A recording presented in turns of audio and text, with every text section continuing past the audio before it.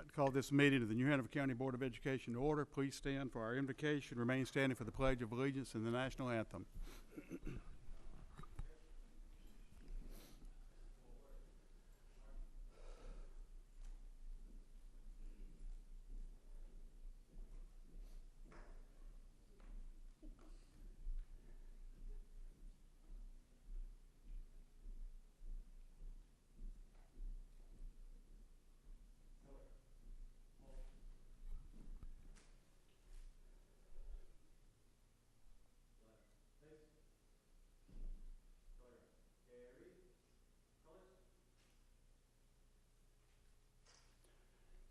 We'll now have our invocation. Lord, we thank you for this day, this opportunity to come together to discuss the educational issues here in our county. Provide us with wisdom as we make decisions tonight. Be with those that serve and protect not only here but around the world as we keep them in our thoughts and prayers. Provide us guidance in everything that we do. In your holy name I pray. Amen. Amen. I pledge allegiance to the flag of the United States of America and to the republic for which it stands, one nation, under God, indivisible, with liberty and justice for all.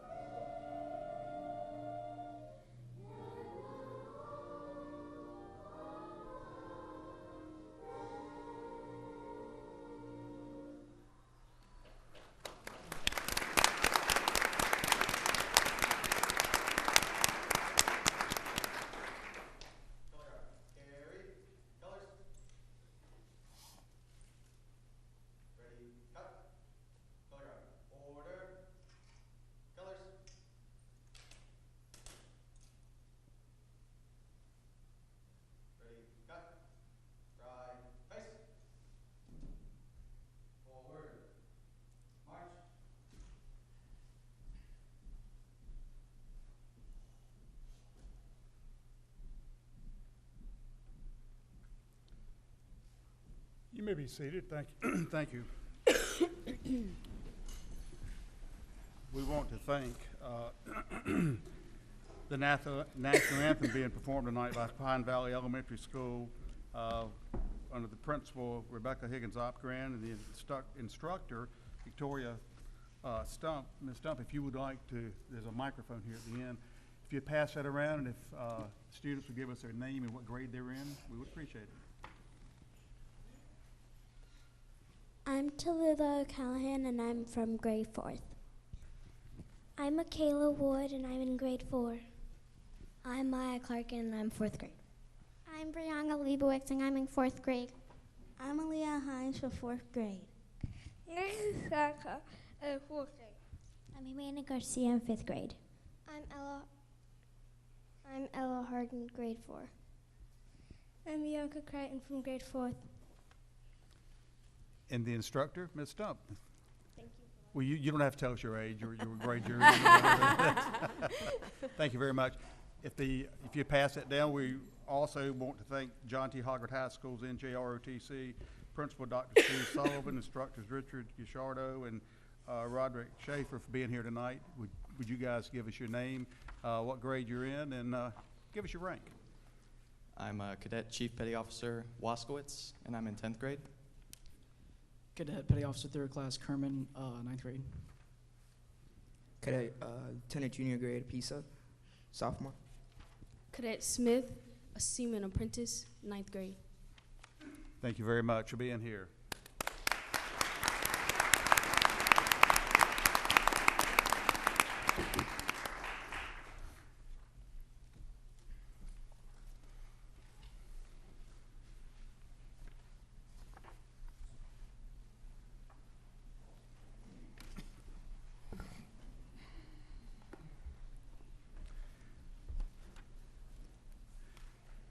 Ms. Adams, would you call the roll, please?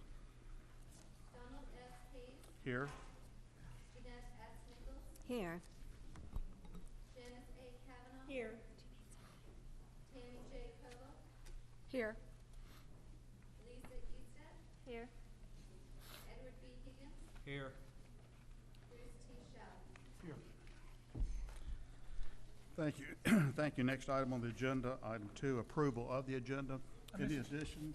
Mr. Chair, I actually have a deletion. If you go to new business, item Q, which is appendix AA, will be removed and will be represented next month.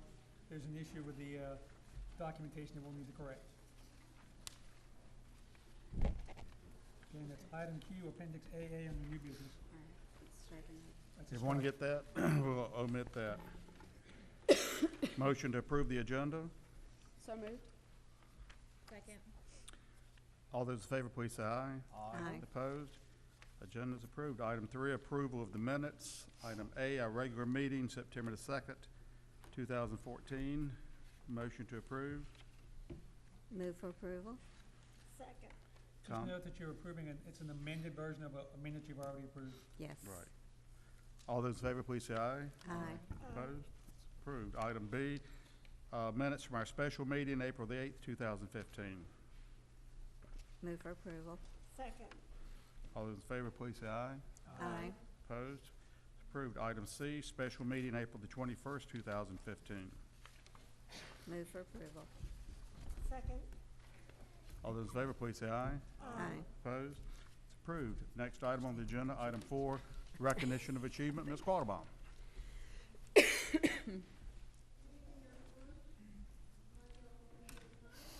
Our first recognition of the evening is for Addison Casey of Ashley High School. Addison won the Scholastic National Gold Medal for her ceramic piece, Blue Stripe Teapot Forum, the only ceramic work chosen from North Carolina. Her work was on display in New York City's Carnegie Hall in April, and then it was also included in a cross-country traveling exhibit. Addison and the other national winners from North Carolina have been invited to a special ceremony with Governor McCrory, which took place at the end of April. So Addison, we want to congratulate you. If you're here, would you please come forward? There she is.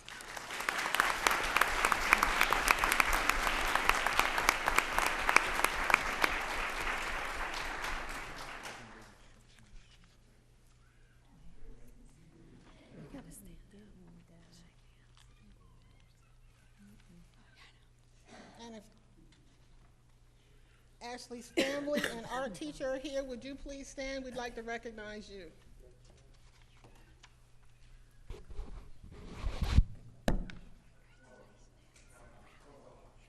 Oh, there they are. Thank you.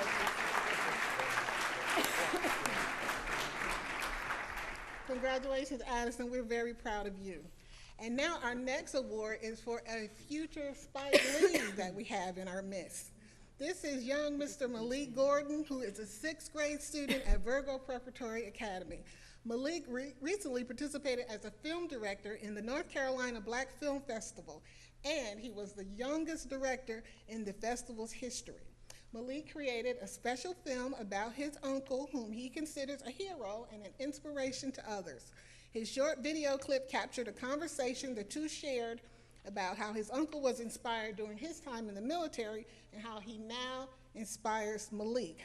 So Malik, we're so proud of you too. If you're here, would you please come forward? There you go.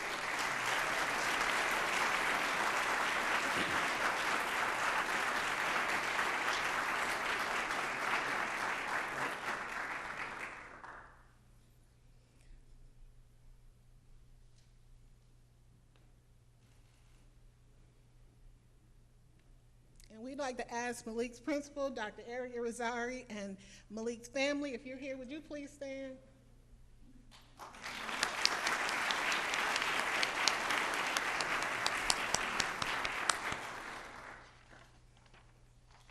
Congratulations, Malik. Keep it up. Okay, we'll be buying your tickets soon. Our next recognition is for the very prestigious Governor School. And this year, we have several students that have been selected to attend.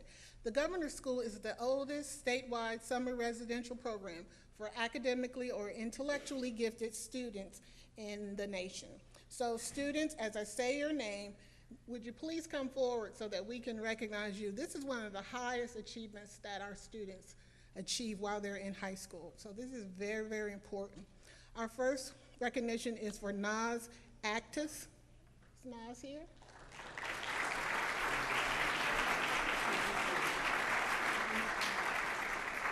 We're going to do a group photo.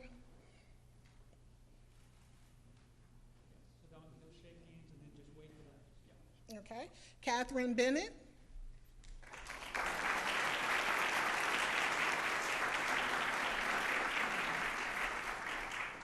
There's Catherine.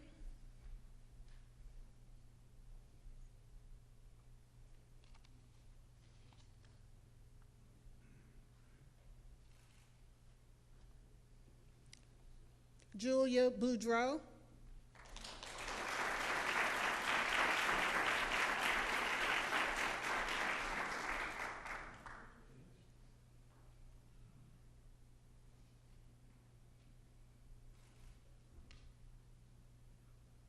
Colton Casto.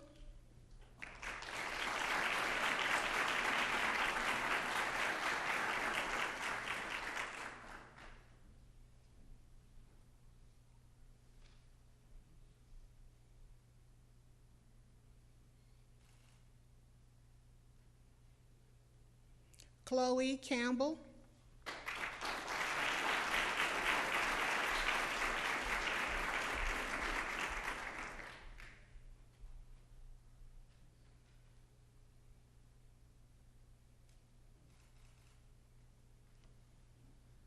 Lauren Highsmith.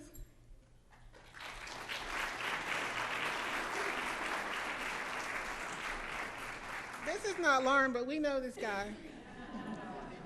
He does.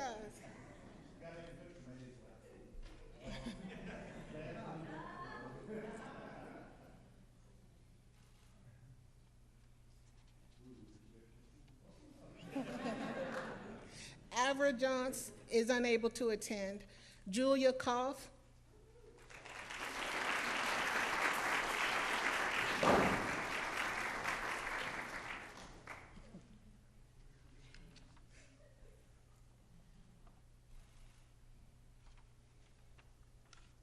Waverly Leonard.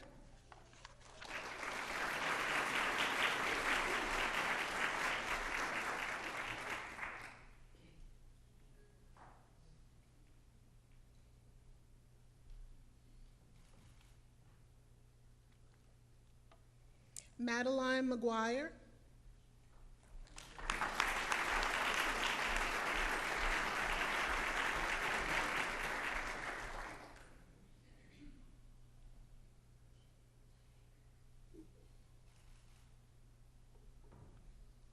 Joseph Motes.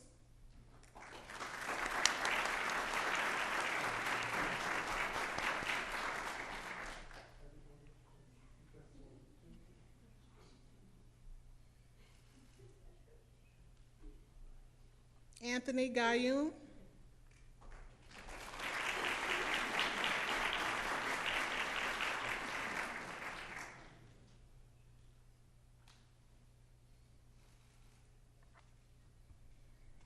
David O. was unable to be here with us tonight. Abigail Shibley.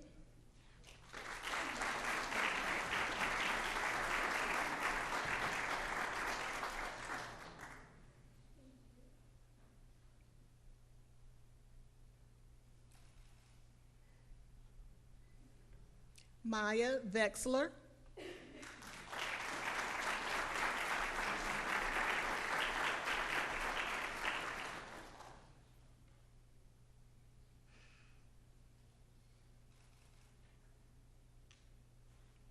Jasmine Wang.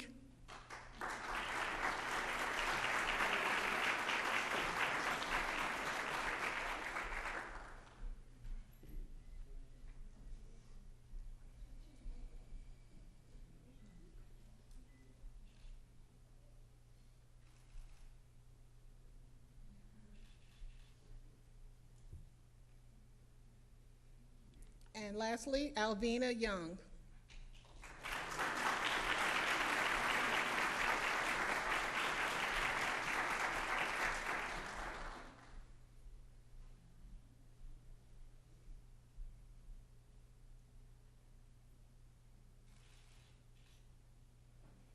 So now we could all gather for a group photo.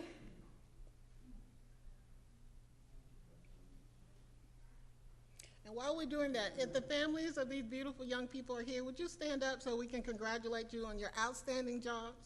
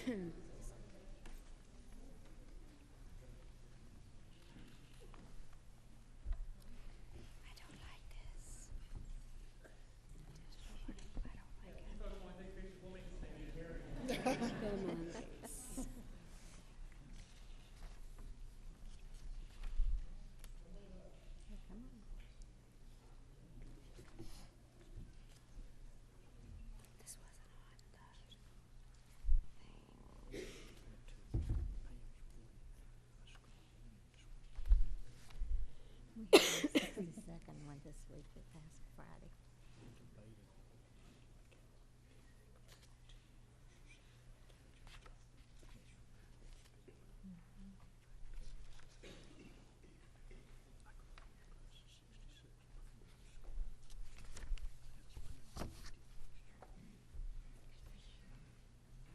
Okay, congratulations again.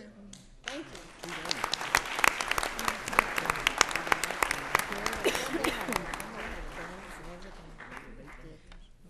If Mr. McAdams would come up, please. Our last recognition is on behalf of Mr. McAdams and New Hanover High School. There's my friend, Mr. McAdams. He used to be my boss, though. Years ago. Mr. McAdams asked the board to recognize Trinity United Methodist Church for their many years of support and generosity to New Hanover High School. Trinity supports New Hanover in such ways as loaning their parking lot to teachers, accommodating the school for senior graduation project meetings and other school-related meetings, allowing the faculty at New Hanover to use their facility for testing throughout the school year, and for the breakfasts they have provided to employees. Pastor Laura Mitchell of Trinity United Methodist, if you are here, would you please come forward so Mr. McAdams and the board can recognize you? Mr. McAdams, would you like to say anything? We're just glad to have them as a community partner with New Hanover High School. They have been great. Thank you.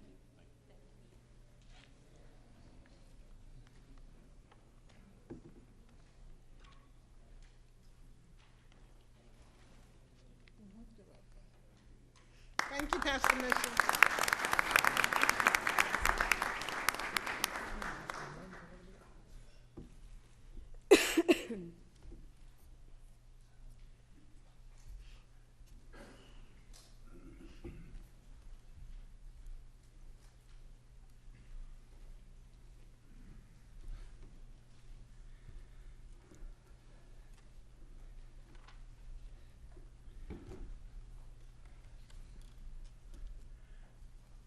Would also like to recognize Commissioner Rob Zappel for being here. We're not giving you a plaque or anything, but we do appreciate you being here and showing your interest in the school system and the children in New Hanover County. Thank you very much. You're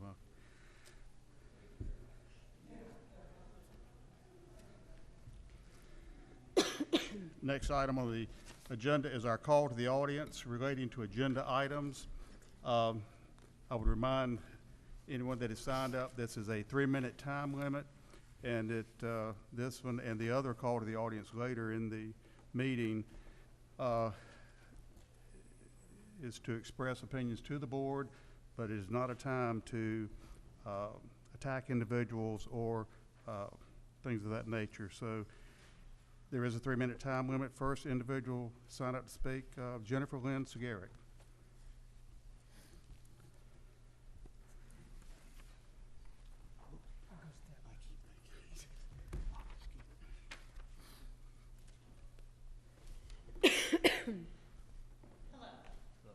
I'm here on behalf of some faculty members and some staff members at Ashley High School. And we simply ask that, number one, you take a look at the packets that we have provided to you, compiling some information.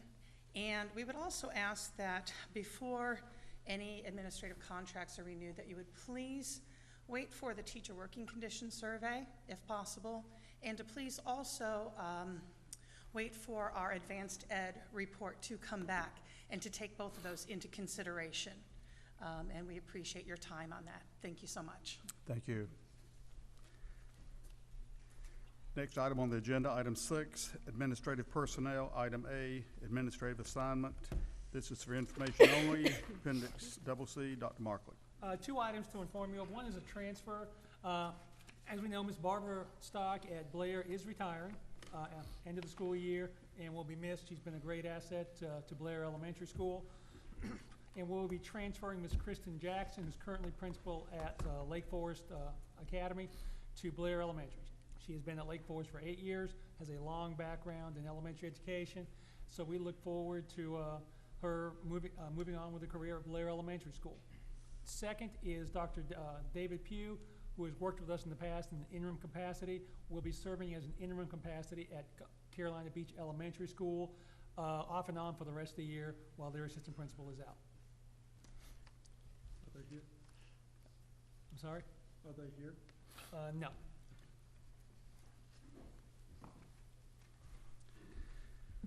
Okay, thank you. Next item, item 7, Head Start. Item A, Head Start report. Mr. Higgins. Thank you, Mr. Chairman. I'm here to report that there is currently a funded enrollment in the Head Start program of 260 students, 103 are 3-year-olds, 157 are 4-year-olds. There's currently 120 on a waiting list. All of those are 3-year-olds. They have a daily attendance rate at the school of 90%. You must have at least 85% to remain certified. They have 27 special needs children, which is 1 more than is required. Just some updates from the school. Head Start budget is in the process of closing out. We have received notice of award from the Department of Health, Human Services, and Administration for Children and Family with the same amount of funding for the coming year. They are completing their first Head Start audit for environmental health and safety, and it all went well. Actually, I think I had reported earlier that they had had a practice session where they had identified any issues and had worked to address those, so the actual survey went well.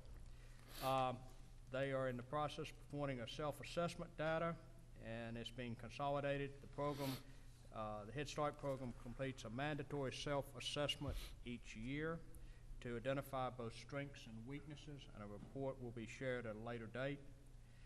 And the Region 4 program specialist, Lisa Goldman,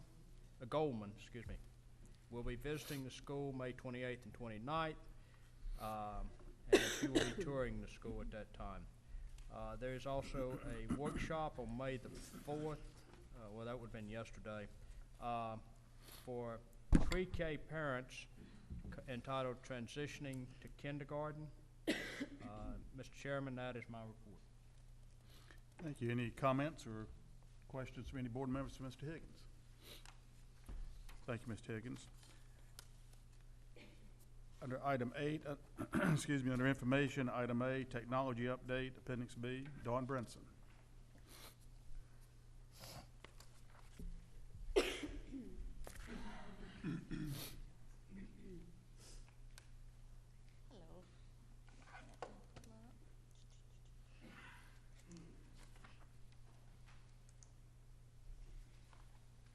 Okay, first of all, welcome doing the presentation for you. I did bring some of my staff here against their desire.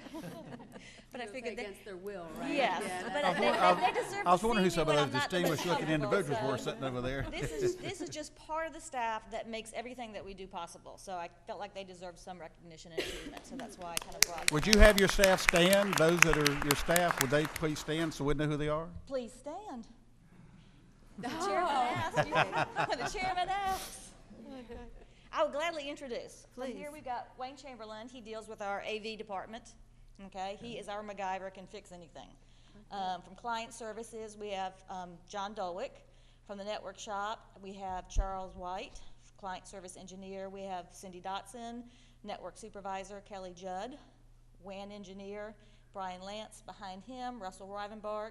Used to be in telecom, but now he's our project manager. Next to him, we have Scott Hall, who's in charge of our help desk. Then tiny back there, Jeannie Timken, and Jennifer Lagarde. They are our digital teaching and learning department of 2. And I must follow on Twitter. Yes, yes, she does. They Twitter and Instagram, basically digital teaching and learning, stuff that's going on in the district, in the classrooms when they go around and see what's going on. So they do, if you do Twitter, you do Instagram, you definitely need to follow them. Okay, thank you. Thank you. We appreciate Can't leave you out, thank you.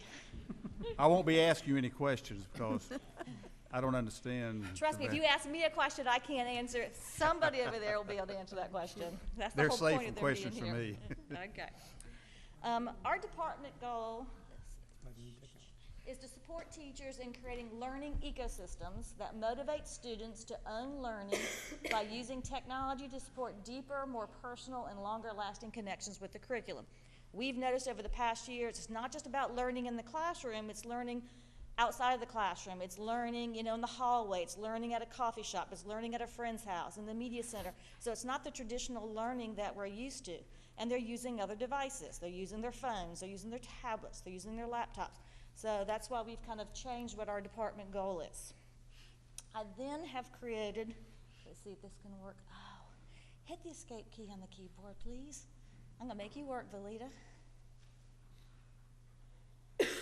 We have an infographic here to kind of just explain how this all kind of goes together. Basically, we are helping New Hanover County students grow and blossom. Okay, we do that through globally connected students and educators, blended personalized learning, creative collaboration and critical thinking, future-ready instruction, anytime, anywhere learning, and strong, sustainable community partnerships. We can't do it without the community partnerships. So in order for us to do that, we have to have resources. Escape key one more time. Actually, I'm sorry. So, we have these resources in the district between PTA, the county, your funding, gracious funding. We have been able to produce, and purchase all these resources that the students use in the classroom, okay? And these fine people over here, along with the other people that were lucky enough not to have to come, support these resources, okay? We have our client service shop supports 17,384 devices up here. Network shop, 2,791 devices. Our AV shop supports 6,925, plus an additional 8,000 devices that aren't really up here, such as boom boxes, interactive whiteboards, anything that has electricity through it probably gets fixed in our AV department, okay? Then we have custodial equipment, which isn't up here at all, but we do fix custodial equipment. Vacuum cleaners, floor scrubbers, they come to the technology But department. no slide projectors. Huh? No slide projectors. No. No. I know I inquired We've gotten last rid of year about those, that. and we've gotten rid of typewriters. We don't fix those anymore either. So, There's still one typewriter in the district. I didn't say they weren't here. I said we don't fix them. Okay. So these are the items that, the resources that we use, people resources and these resources to help students to be able to do those functions from the goal department. One more time. But without, the right button. Okay, without the support and infrastructure, kids aren't able to blossom. Okay, so the things that we're working on in our department is implementing the state identity management system for single sign-on. It's a process where teachers and students are going to have to go in, claim their account, that will allow one screen. They'll go to one place on the internet, and they'll have their links to PowerSchool, SchoolNet. Eventually, we'll have Destiny up there, Discovery Education, so they won't have to go into everything and type their name and password multiple times. So that's what the single sign-on system is for the state. So they're working on that this year. We are migrating 15 sites from ZenWorks to SCCM. That's the final process to get Novell out of the district so we don't have to pay their fees, and it allows our system to work better because it's all Microsoft then, okay? We'll be testing and piloting Apple TV. We're doing that right now at Gregory to see how that functions. Web filter review, selection, and implementation. The web filter we've been using, we've been having issues with, so next year we'll be implementing a new web filter. So we're in the process of having vendors come in, talk to them about what they're able to do for us, figure out what meets our needs, and then look at the money, okay, and figure out which web filter we're going to go with next year. We are testing Windows 10. We are skipping Windows 8. We're going from Windows 7 to Windows 10. So we're starting to test it now, make sure we can support it in our environment, make sure that our software runs on it correctly. So that when we're ready to implement, we're good to go. I don't want to be caught like this year ever again. Okay? We are standardizing on Google account creation. What that means is we're going to have to delete all of our student Google accounts. That's their email as well as their Google Drive files this summer, and then recreate them so that they match with their login username and password. We have created directions that we're giving out to the schools to get to the students so that if they have emails or files that they need, they're able to save them before we delete them, because we think it's critical that they're able to save their files, okay?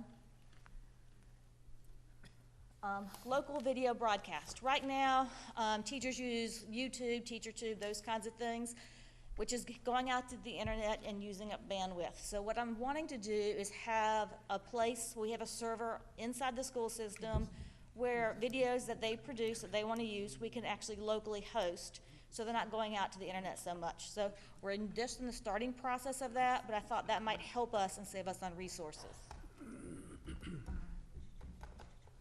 Digital learning plan, we're in the process of working on the state's digital learning plan. I'll give you more information about that in a few minutes. Training and installation on UCS and Nexus. That's the funds you guys approved last year for us to install this year. That's going to allow us to virtualize all of our servers. So we'll have, instead of having 185 physical servers, we'll have the one physical server, one physical server and 185 virtual servers inside of it. We'll save on electricity. We'll have redundancy. It'll save on downtime. Am I missing anything, guys? Oh, air conditioning. Air conditioning power will be less because that room that we have all the servers in has massive air conditioning to keep the heat down because it produces so much heat. This will produce less heat, so we'll save money there. Okay, and support costs. I'm not convinced on that yet until I see it. Okay, WAN circuit upgrades. We're in the process of doing about 4 of them now. We are monitoring the school's usage of the WAN, and as they meet certain thresholds, we are increasing their WAN. We are in the process of doing that at 4 sites currently. Wireless network software upgrade. Now that we've got these wonderful wireless access points everywhere, we have to upgrade the software on them on a fairly regular basis to make sure that they are handling the latest code and latest issues and devices the kids are bringing in. Security, that was one thing in the budget you guys have approved, so that way we're making sure that our system is secure. And then the last is the district app, which we had discussed last time about from Abbey City. Capital projects, quickly, we've discussed these. Replacing the computers, that's at least 2,546 computers coming into the system. Purchase early college laptops, upgrading the memory in the computers. We can get more life out of a computer by putting in at least 4 megs of memory in, so it lasts a little bit longer. UPS battery backups for servers, so when we get power blips, the servers don't go down, surge suppressors for networks, and then iPad 1 replacements. So we're gonna be pulling those 80-some in and replacing them with iPad Airs. Bond projects over the next 4 years, we are gonna be installing network upgrades at all of our sites. We are gonna be putting in security cameras at all our sites, and we're gonna be putting in voice over IP core equipment, so that way, as we do a project at a site, that site will be moved over to voice over IP. We should, initially, it's gonna cost money because we're gonna put new handsets out, but over time, it's gonna be cheaper than the current system that we have. Plus, it's gonna allow us some new features, because it will all be on one phone system. So, for all practical purposes, Dr. Markley would be able to pick up his handset and send a message to all the school sites. So those are the capabilities that we're gonna have with that. Future plans. I would like to centralize the purchase of desktop, laptops, mobile carts, mounted projectors, and document cameras. I think those are core stuff that every classroom in school should have, but I don't think we should be relying on PTAs to pay for it. So you'll be seeing in the capital funds, asking for funds for rolling those things out so we can kind of install them and then manage them. When they go down, we replace it and keep up with it.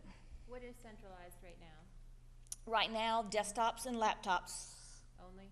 only, and the mobile carts. Have we thought about joining, I know we did this one time with food services, but with, say, Pender County and Brunswick County, combining the buying power of the We actually are doing that. The state is doing that. There's 2 different groups that are doing it. There's a state group doing it, and then there's actually a local, I'm not sure if another USETPA, it's another local group that's doing it. That's gonna allow us to bring the cost down. So we're gonna do whatever we can to stretch that dollar just as far as we can. We're doing that now with the bond projects, with the wireless equipment. We're using that through E-rate funding.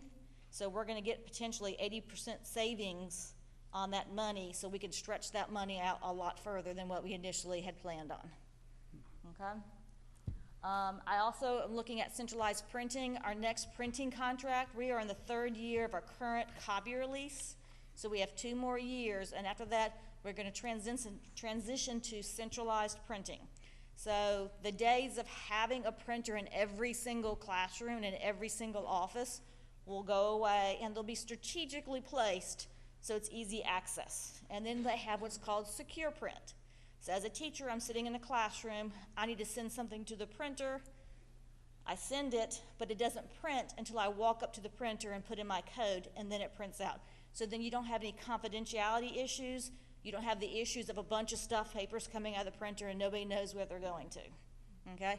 There's still gonna be some individual printers. Treasurers are still gonna need a printer because they're printing checks, okay? So there'll still be some individual printers, but the majority of them will go away. The cost savings will be huge, okay? And then a replacement cycle from computers and network equipment. That's something that you guys have seen some, as like the last 3 years we've done mobile labs. That's gonna continue. Then we're gonna start seeing network equipment. As we're doing it now through the bond, then that's gonna continue, you know, after we figure out the life. Like the life of a desktop, we figure 7 years. The life of a laptop, 5 years. So we're in the 3rd year of placing those laptops. So in another year or so, those first carts we put will need to be replaced. And so you'll see that process go through capital. Is Okay. there a plan to sort of estimate the cost involved with within the replacement cycle itself? To kind of get Yes. an idea of where we are in terms of cost? Yes, we're working on that right now for the ones for next year. We're having conversations with the schools because we had some schools, initially we had middle schools and high schools that said they wanted laptops for the teachers. Now when we're going back and actually having that conversation, they're like, that may pose a problem. Instead of having laptops for teachers, let's have more laptops, labs for the students to use. And so we're having those conversations. So what the high schools are doing is saying, 2 student desktops in the class aren't so bad if that means we get 3 more mobile labs for the whole school to use. And so those are the conversations that we're having with the funds that we have. And then we're also going to increase the amount of devices. For a middle school and a high school, 30 devices on a cart's not enough. Those classes are 35 or more. So we're gonna go up to 35 devices. to make it more manageable. Okay? So,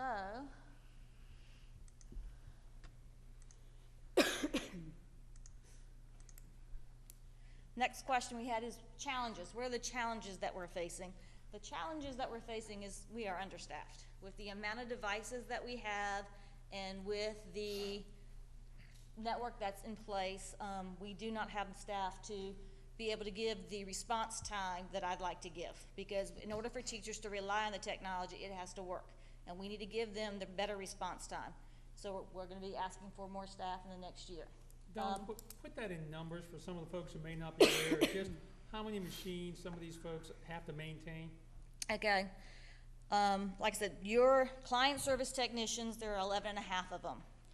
They're maintaining 17,384 devices. Those are 11 and a half people. Your network people, there are 9 network people, and they maintain 2,791 pieces of equipment. Folks, there's not a private business out there that functions on that level of staffing. That is, and I would suggest there's a lot of government agencies who are doing what we do with that minimal level of staffing. And it reaches a point where that staffing, when you need more folks, or you end up with quality issues. They just simply cannot maintain that many pieces of equipment. Okay. Our AV shop, we have one person that truly does AV, and he is managing over 15,000 pieces of equipment. Okay? He does a lot of our iPad repairs. You've heard people talk about doing insurance on iPads. When you do insurance on iPads, you're having to pay anywhere from $50 to $90 a year for the insurance, whether it's broken or not, okay? We haven't done that because I felt like the savings in that and what Wayne can fix would be cheaper. He's not spending that much on the parts. He has the skill set that he can actually take that piece of glass off the iPad, repair the devices underneath, and get a new piece of glass on there without causing damage. And he's doing it. And he's just asking for the equipment to make the process go a little bit faster. It sounds like you've got a very ambitious undertaking. Yes, sir, I do. And you've said you're understaffed. May I ask why you haven't asked for staff in this budget? I have asked for staff in the last couple of years, and I've gotten additional positions. And I know that when the economy went down and all departments lost positions, I was getting people back quicker than other people were. And I felt like it was only fair to give other people the opportunity to get their positions back that they needed. Trust me, next year, you're going to get my requests. More than you probably want, okay? But you're going to get my requests. Well, okay? my point is not so much the numbers, but your ability to provide the service that's needed. Can you respond to that? How long are people having to wait before they get service? Yeah. Well, what's nice is the stuff that we're putting in next year is all new stuff. So the chance of it going down in downtime isn't going to happen. And we've got people to do warranty issues that can get them done pretty quickly. So that's why I feel comfortable to not have anybody new for next year added to it, because it is new equipment that's going out. And these people would not allow me to bring contractors in to put out new stuff because they've done it before and they don't like it. They want to have their hands in on how things are configured, how things are set up, how things are done. Because we've had contractors do it before and then leave and not share information for us, or they're not exactly sure how we do things, and they cut corners or do something, and then we're left to clean up the mess. So that's the reason why I feel comfortable this year, going into next year, not having additional positions, and there will be some positions then after that. Okay? So the other challenges is hiring qualified candidates, okay? We can put job descriptions out there and put quotes out there and ask people for new positions. The problem is getting somebody with the certifications and the experience for the money that we're willing to pay. They're not doing it. You know, when we go through them, they'll come, they go through the process, we get to the recommendation, and they think they can, you know, haggle back and forth and get a pay increase that's $10,000, $15,000, $20,000 more than what our initial position coming in as. And even if they have outside experience, because they're coming in with a 2-to-1, and because we're frozen the first 4 years, they really have to come in with 10 years to really get to level 1. And so they're like, they can get a job at the college, private business, anywhere better. So that is a big issue that we have. Okay, BYOD, bring your own device. I support it 100%, but there are still some challenges with it, okay? One challenge is the number of devices kids bring. It would be great if kids would just bring one device, but kids don't bring just one, they bring 2 or 3. And they want them all connected at the same time. And that has caused a lot of havoc on our guest network. It has caused Brian a lot of sleepless nights trying to figure out how to manage our network, okay? The other piece of it, and one thing that came, like, was actually with Dr. Markley's device, was that, I didn't have it on there, was that being able to support kids' devices when we make a configuration change in our network that causes the device to stop working. How do we do with it? Because we typically have a hands-off approach on working on student devices. Because the last thing we want to have is our technicians, whereas some schools even have their students, are actually technicians working on people's personal computers. And if your child brought their computer to us and had issues, and somebody worked on it, and let's say by some chance it went back worse condition than you got it, we'd have some problems. And so we need to kind of work through those procedures and how to make that stuff work. Okay? And the last thing is just funding to maintain and grow the learning ecosystems that we are putting in place. What I'm proposing, like Mr. Shell said, is a huge undertaking. But the commitment from the board and the county is going to be key to keep us up to the level of expectations that our teachers have. And it's going to have to be a yearly commitment. And so there's that piece of it. So, okay, the last piece I have for you, and I believe there are some packets at your desk. If not, Ms. Adams has them for you. The digital learning plan. The state has decided in session law 2013 or 2013-12 that we are going to move away from print-based materials into digital materials, okay? That undertaking is going to be huge. And so they have contracted with the Friday Institute to come up with a digital learning plan for the state. Now, of course, their plan is just going to be some mile-high level, and we're going to have to come up with a plan that really works for us. So what I have given you here is you have links to the Friday Institute's website. Okay, if you scroll down, okay, and you go to the bottom link, it'll actually take you to all their resources, eventually, okay? So right now it tells you that resource is ready, but if you come here to publications, you can get to all their resources. What I've provided for you is the June 2014 policy brief, and I have provided for you the January 2015 preliminary recommendations to inform state policy decisions, okay? There also is a House Bill H660 out there that talks about transitioning to personalized digital learning, which basically implements some of the recommendations that were in the preliminary recommendations to inform state policy decisions, okay? This chart that you see over here, in the research that the Friday Institute has done, basically what they've done is gone to districts that are already in the process of the digital transition and asked them questions. How do they do it? What issues they've had? What problems? What have they noticed? And these are some key things.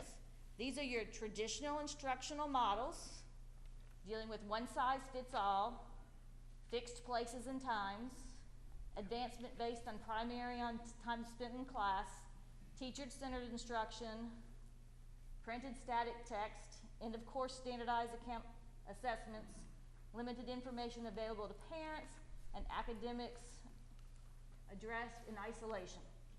To the digital age model, which basically is mastery and competence, advancement based on demonstrated mastery of the content and competency, anytime, anywhere learning, personalized learning, student-centered instruction, digital content, assessment integrated into learning activities, parent portals, and project-based learning.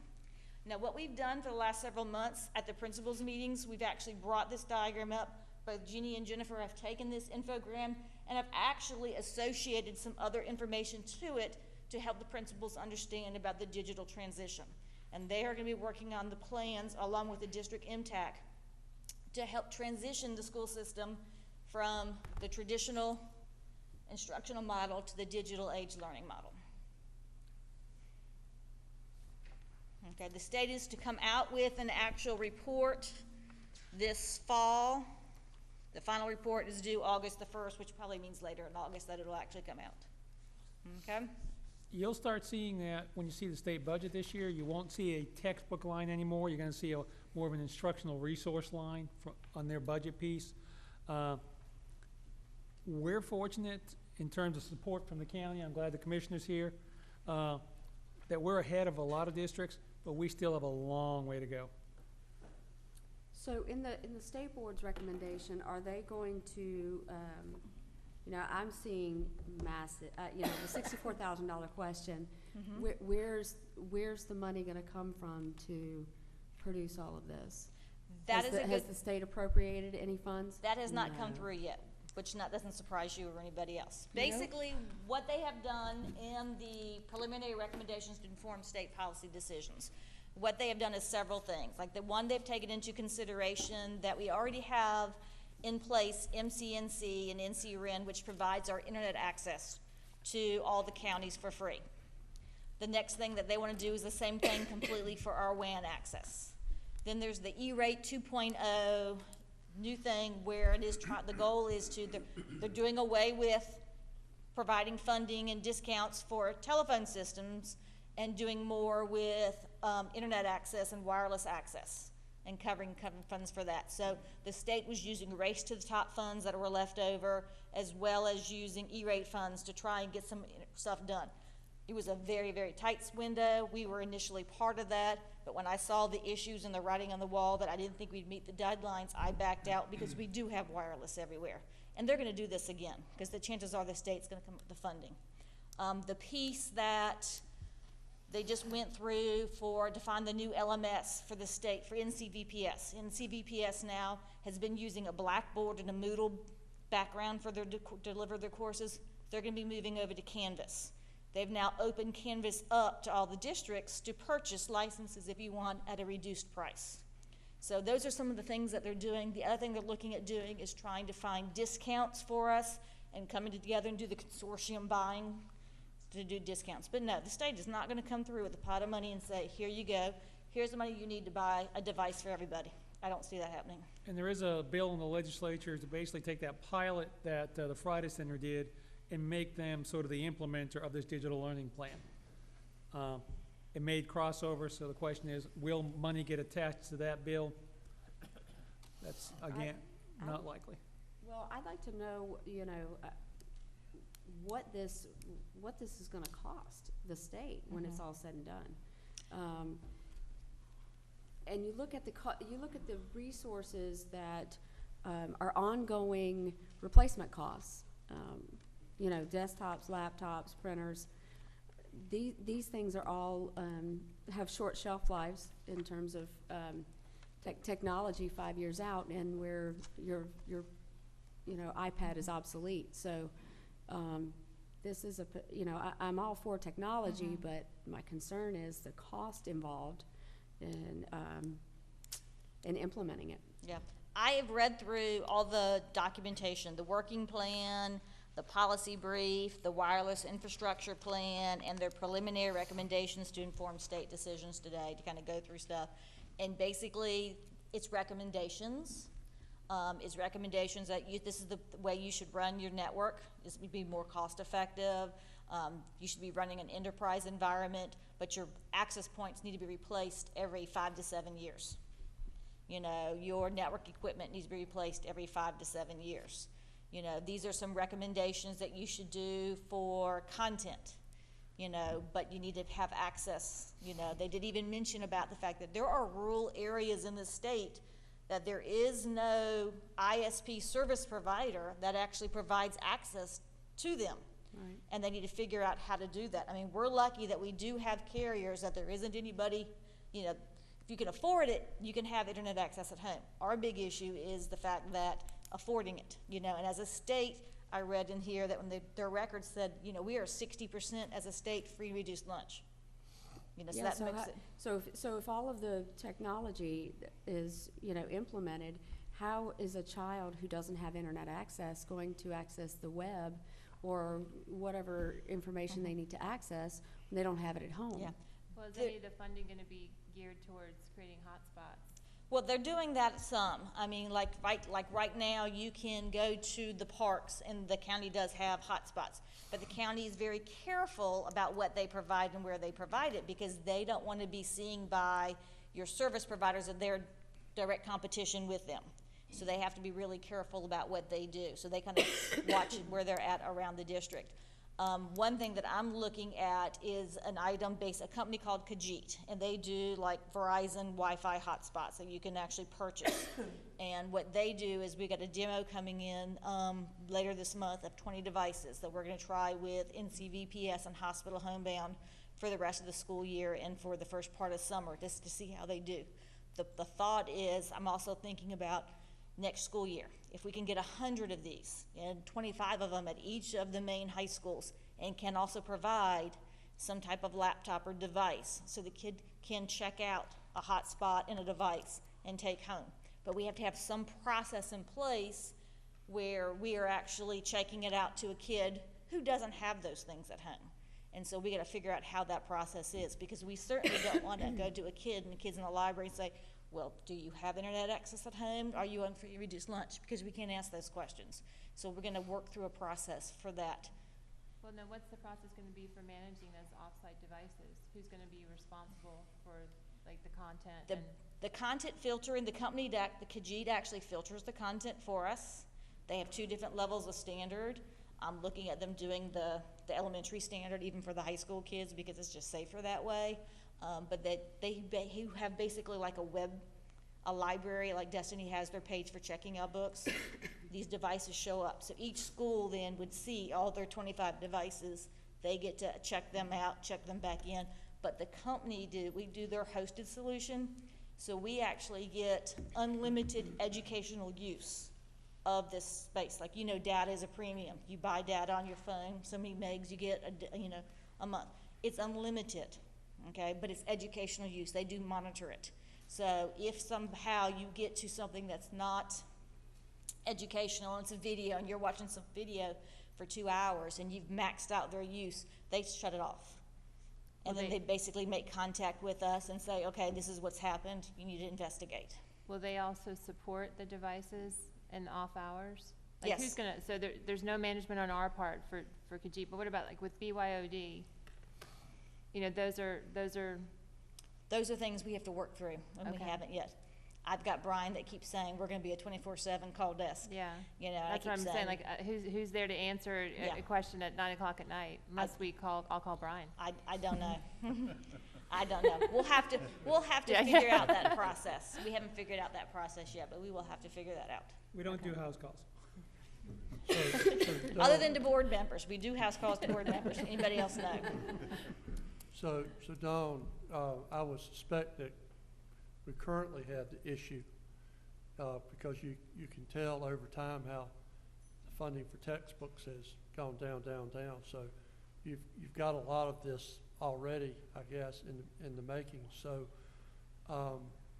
with the state going digital or requiring us to go digital, and you have students that don't have that capability at home, is it a fair assumption, maybe Dr. Smith as well, that we would be still printing out and giving handouts? Otherwise, how are you going to do homework at home? Yeah. There are, and I'll just tell you what's in the stuff that I read today. Basically, you look at 2 things. There are companies that do have offline assignments or offline tasks that you can do. So it's a matter of looking at that stuff as well as can you print it out. So we'd have to kind of look through those things. But to me, if you're a kid and all you do is offline stuff at home, but Ms. Kavanaugh has internet at her house and she has access to all these rich resources, it's still not fair. So I think getting every kid the access they need at home is the way we kind of need to move things. We may take a while to get there, but we need to find a way to get there. Plus, it limits assignments. It limits Mhm. the teacher has to go to the level of the student that has the lowest amount of connectivity. Yeah. Otherwise, so you I can't plan access to, we're doing this pilot. I haven't spoke to the high school principals, but they've left, thank goodness, and I'll speak to them Thursday to see if they're willing to do into this. But to me, that's something, if it works, that we can actually approach businesses and stuff to help us fund that and get those in place. But we need to kind of be really intentional about who we give it to for at home. We ran into, some of this, we have a digital science textbook that was funded with local funds, not with state funds. And so we've been using that for 3 years, and we're addressing some of those issues with that digital science textbook. But we're saying 25 devices per high school. Is that what you said earlier? Well, that's the initial information Right, that I got. 'Cause I don't like, I like to start small and If you have kind 15, of move big. 1,600 in a high school, of course, it's a start. It's a start, and Yeah. it's just a pilot to kind of see how it goes and how it works, because I'm sure we'll have bugs initially and need to kind of work things out. So it's just a pilot to begin with. That's what, and that part is like $30-some thousand. Once we buy the devices, right now they're about $80 a piece, but we own them, and they're good for 3 years. So after we make that initial investment for 2 more years, we don't have to buy them anymore, and it's much cheaper because you're just paying for the data those years. How much continuing ed do y'all have to do to keep up with all of the technology that is continuously being introduced? Well, I just had Kelly, Brian, and Charles Way. I think Brian got the most. He was gone for 3 weeks straight. Kelly was gone for a week, and Charles was gone for a week, but they have to make it up after July 1. So they each will have about 3 weeks worth of training when they're done, just on the UCS and Nexus. So yeah, and a lot of it they do on their own. They just, like all the stuff that, we've learned on Windows 10, they just do on their own because they know that it's coming, and we need to be able to support it. But yeah, I provide them, they come to me, they say, we need this training, we need to bring this person in. We like bringing people in so they can train more of us at one time versus sending people away. And so we will gladly do that.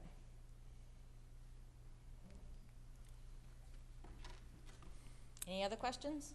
Any other questions for the board? Thank you. Thank you. Thank you. Thank you very much, Dawn. Thank you. You guys can go. Thank you all. You don't want to stay?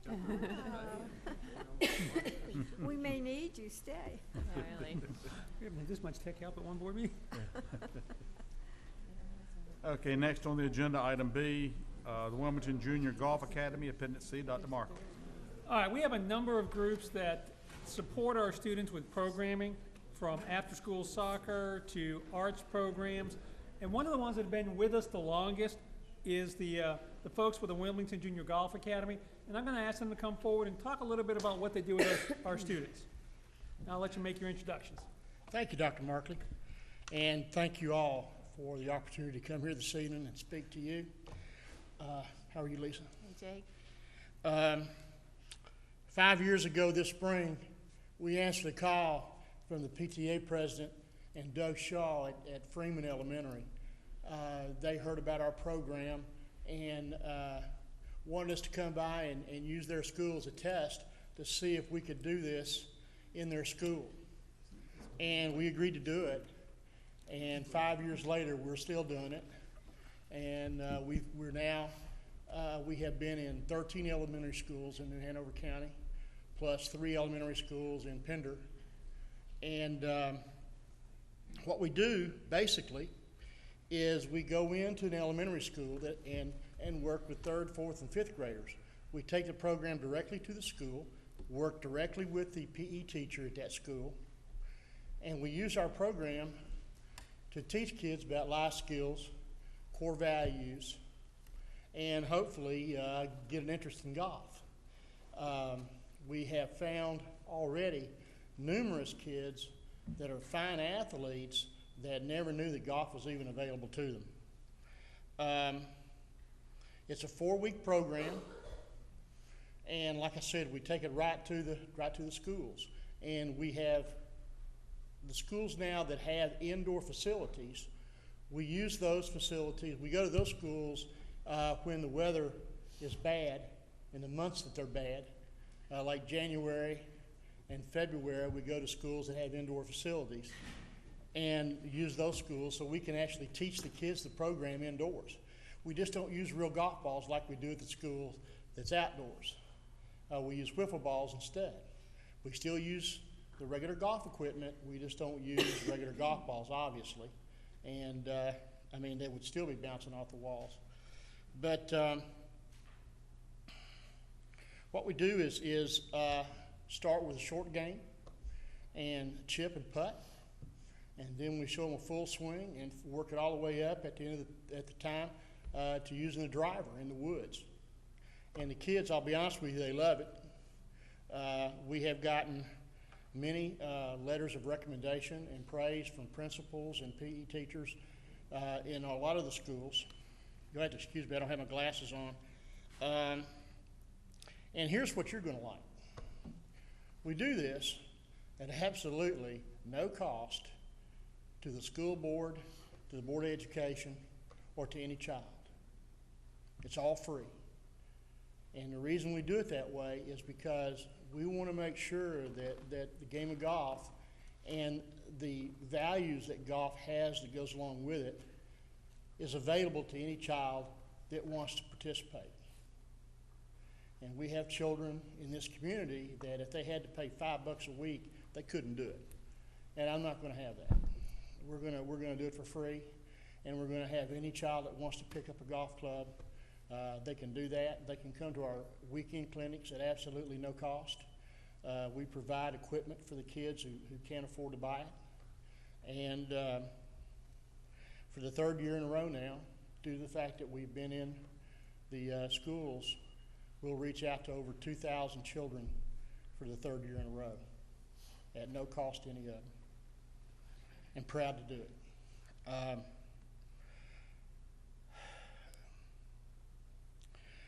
We also mentor some of these kids. We've mentored senior high school students for 5 years in a row, one of which you probably will recognize as a Moorhead Kane Scholarship winner, Stephen Cone. And when he had an article written about him in one of our local publications, the first thing he did was mention our program, which I thought was very, very wonderful. We have received, along with the accolades from principals and teachers, 2 years ago we received from PTA President Cindy Castles the We Live, We Love, We Volunteer Award as the Volunteer Program of the Year in the school system. And that being said, well, one other thing we do too, and this is kind of the kids' favorite thing, is at the end of each 4-week period, the class in the school that behaves the best and shows the best demeanor, we provide a pizza party for them at the school at our cost. And believe me, when you mention that to them, they settle down pretty quick. So, but at the end of each week, or at the end of the program, one of the things that we do is we remind the students that every adult that is in their school is there for one reason and one reason only, and that is to make them better. They're not just there teaching them, they're there molding them. And we want to be there for them. And that's what this program is, and that's how we like to work with the PE teachers and the principals of these schools to make sure that even though, you know, they're going to school there, every person in that school is there for a reason, and that is to make these students better, make them better individuals, better students. I don't care if it's the custodian or the lady that serves them lunch and breakfast. They're all there for one reason, and that's it. And that's what we do. And I know I've only got 15 minutes, so if y'all have any questions, I'll be happy to answer them for you. Board members have any questions? No, I just want to say I've witnessed it in a small way, and I appreciate what you do. Thank you very much. Jake, I was going to say the same thing. I appreciate you being in the schools and all the work that you and your volunteers do. Well, thank you very much. I moved around for most of my life a lot, and I never really settled anywhere. And 25 years ago, I moved to Wilmington, and this has been my home for 25 years. I've lived here longer than I've lived anywhere else. by a long shot. And this is my opportunity to take the knowledge that I have, being a golf professional for 30 years, and providing this program to the children in our community through your school system. And this is my way of giving back to the schools and giving back to my community. That's the only thing I know how to do. So, We appreciate your efforts. Thank you. well, thank you very much. I know my 15 minutes is up. So thank you for letting me come by here this evening and talk with you. And if you ever have any questions, please just give me a call. I'm easy to find. Thanks, Coach. Thank you. Thank you, we appreciate it. My pleasure. At this time, we'll take one of our short 5-minute breaks we've been asked to take. Thank you.